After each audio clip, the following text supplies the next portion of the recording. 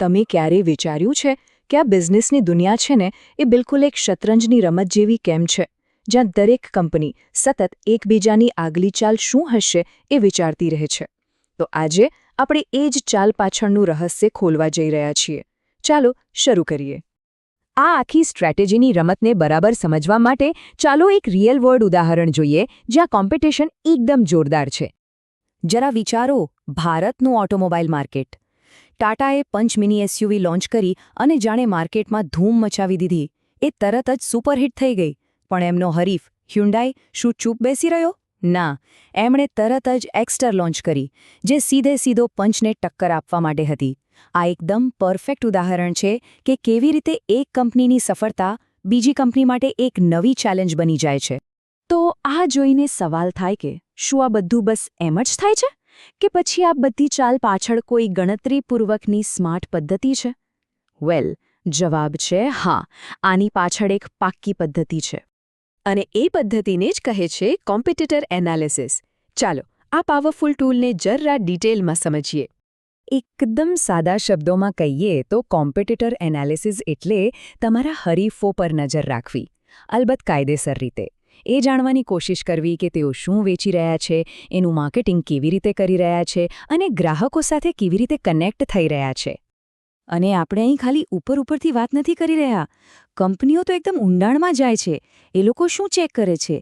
એમની પ્રોડક્ટ્સ, એમની branding strategy, વેચાણના આંકડા, માર્કેટિંગ કેમ્પેન્સ, એ લોકો કઈ ટેકનોલોજી વાપરે છે એમની પ્રાઇઝિંગ સ્ટ્રેટેજી, અને હા, સોશિયલ મીડિયા પર એમના વિશે શું વાતો ચાલી રહી છે એ પણ. પણ સવાલ એ છે કે આટલી બધી મહેનત શા માટે કરવી? કારણ કે આનાથી જે જાણકારી મળે છે ને, એનાથી જબરદસ્ત ફાયદાઓ થાય છે. એવા ફાયદા જે કોઈ પણ બિઝનેસને સફળતા તરફ લઈ જઈ શકે છે. સૌથી પહેલો અને સૌથી મોટો ફાયદો, તમને તમારા હરીફની નબળાઈઓ ખબર પડી જાય છે. એ લોકો ક્યાં ભૂલ કરી રહ્યા છે, એવી કઈ જગ્યા છે જ્યાં તેઓ ગ્રાહકોની અપેક્ષાઓ પર ખરા નથી ઉતરી રહ્યા. અને જુઓ, જ્યાં કોઈની નબળાઈ હોય ને, ત્યાં જ આપણા માટે તક છુપાયેલી હોય છે. આનાથી તમને માર્કેટમાં રહેલી ખાલી જગ્યાઓ શોધવામાં મદદ મળે છે. એટલે કે એવી જરૂરિયાતો જે હજુ સુધી કોઈ પૂરી નથી કરી રહ્યું. જ્યારે તમને બરાબર ખબર હોય કે બાકીના બધા શું કરી રહ્યા છે, ત્યારે જ તમે કંઈક અલગ, કંઈક અનોખું કરી શકો છો, ખરું ને? આનાથી તમે ભીડમાંથી અલગ તરી આવો છો અને પોતાની એક અલગ ઓળખ બનાવો છો. અને દિવસના અંતે બધી વાત ગ્રાહક પર આવીને અટકે છે. આ એનાલિસિસ તમને એવી પ્રોડક્ટ્સ અને સર્વિસ બનાવવામાં મદદ કરે છે જે ગ્રાહકોની જરૂરિયાતોને વધુ સારી રીતે પૂરી કરી શકે. એટલું જ નહીં, આ એક માપદંડ જેવું પણ કામ કરે છે. તમે જોઈ શકો છો કે બીજાની સરખામણીમાં તમે માર્કેટમાં ક્યાં ઊભા છો.